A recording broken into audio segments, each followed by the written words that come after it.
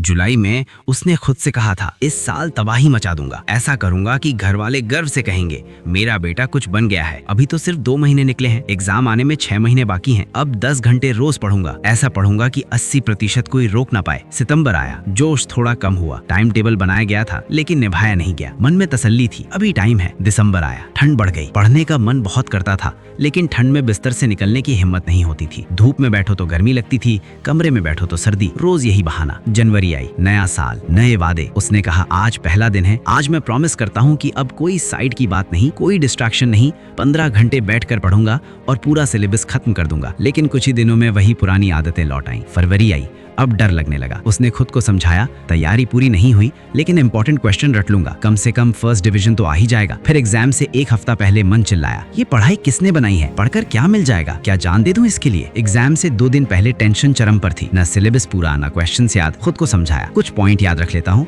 Exam में कुछ तो लिख ही दूंगा। एग्जाम हॉल में बैठा, पेपर देखा, कई सवाल जाने पहचाने लगे लेकिन जवाब याद नहीं आए। कुछ टीचर ने पढ़ाया था फिर भी दिमाग खाली, इधर उधर देखकर सप्लीमेंट्री कॉपी भरता रहा। एग्जाम खत्म हुआ, बाहर दोस्त हंस रहे थे, कोई पेपर अच्छा गया कोई बुरा, लेकिन उसके अंदर कुछ टूट चुका था। रिजल्ट के दिन की तस्वीर मैं नहीं बताऊंगा, बस इतना समझ लो भूख नहीं लगती, नींद नहीं आती, चेहरा आईने में देखने की हिम्मत नहीं होती। पूरे साल उसने क्या किया था, बिस्तर में घुसकर मोबाइल चलाया, सुबह दोपहर शाम रात बस स्क्रीन, हर काम किया पढ़ाई के अलावा। माँ बाप ने सिर्फ एक जिम्मेदारी दी थी, पढ़ाई, और उसने वही काम सबसे आखिर में रखा। किताब सामने होती थी लेकिन दिमाग कहीं और, बहाने इतने थे कि दिन निकल जाता था। और फिर जब रिजल्ट आया तो हैरानी क्यों, जो बोओगे वही काटोगे। लेकिन सुन, अभी भी टाइम है, अगर तुम सच में सुन रहे हो तो अभी भी टाइम है। दिन के 24 घंटे होते हैं, 6 घंटे नींद, 2 घंटे खाने पीने नहाने धोने में, फिर भी 16 घंटे बचते हैं। तो बताओ इन 16 घंटों में क्या करते हो, मोबाइल, स्क्रॉल, वीडियो। पूरे साल छुट्टी मनाई है तो थोड़े दिन मेहनत करने में क्या मर जाओगे। आज अगर कैजुअल बने रहे तो तुम्हारे सपनों की कैजुअलिटी तय है। माँ बाप गर्व से लोगों को बताते हैं मेरा बच्चा अच्छे स्कूल में पढ़ता है, उन्हें क्या पता कि उनका बच्चा रजाई में घुसकर वेब सीरीज देख रहा है। बुरा लग रहा है ना ये सुनकर, लेकिन इतना बुरा नहीं लगेगा जितना रिजल्ट के दिन लगेगा। मोटिवेशन वीडियो देख लेने से जिंदगी नहीं बदलती, जब तक उसे लागू नहीं करोगे कुछ नहीं बदलेगा। 15 के हो जाओगे, 20 के हो जाओगे, 25, 35, 50, अगर आदत नहीं बदली तो कहानी भी नहीं बदलेगी। मोबाइल दुश्मन नहीं है लेकिन बिना कंट्रोल के मोबाइल जहर है। कितने बच्चे सपने देखते हैं लेकिन सीखते नहीं, वीडियो देखते रहते हैं लेकिन किताब नहीं खोलते। समय को मजबूर मत करो, समय किसी का इंतजार नहीं करता। किताब तुम्हारी सबसे अच्छी दोस्त है, काली सफेद दिखती है लेकिन जिंदगी रंगीन बना देती है। और जो कहता है कि बिना पढ़ाई के बड़ा बन सकते हैं, कान खोल कर सुन लेना, बिना सीखे कोई बड़ा नहीं बनता। डॉक्टर ने ठीक से ना पढ़ा हो तो एक गोली जान ले सकती है, इंजीनियर ने गलत कैलकुलेशन कर दी तो प्लेन गिर सकता है। छोटी छोटी चीजें बहुत मैटर करती हैं और पढ़ाई का समय सबसे ज्यादा मैटर करता है। माँ बाप बेवकूफ नहीं है, उन्होंने तुमसे ज्यादा दुनिया देखी है, ज्यादा स्ट्रगल किया है। वो तुम्हें वही दर्द नहीं देना चाहते जो उन्होंने झेला। तुम नहीं जानते कि बचे हुए समय में तुम कितना बदल सकते हो, क्योंकि तुमने कभी पूरी मेहनत की ही नहीं। इस बार करके देखो, खुद पर भरोसा नहीं होगा कि इतने कम समय में इतना ज्यादा कैसे हो गया। तुम दरवाजे के सामने खड़े हो, उस पार सक्सेस है और उस दरवाजे की चाबी का नाम है पढ़ाई। बात समझ आई? तो इस वीडियो को याद रखना और जब भी पढ़ाई से भागने का मन करे इसे एक बार फिर सुन लेना। और एक बात हमेशा याद रखना, हमें सिर्फ अपने लिए नहीं अपने देश के लिए भी कुछ करना है। मेहनत करके खुद को बदल कर दुनिया में देश का नाम रोशन करना है। जय हिंद, वंदे मातरम।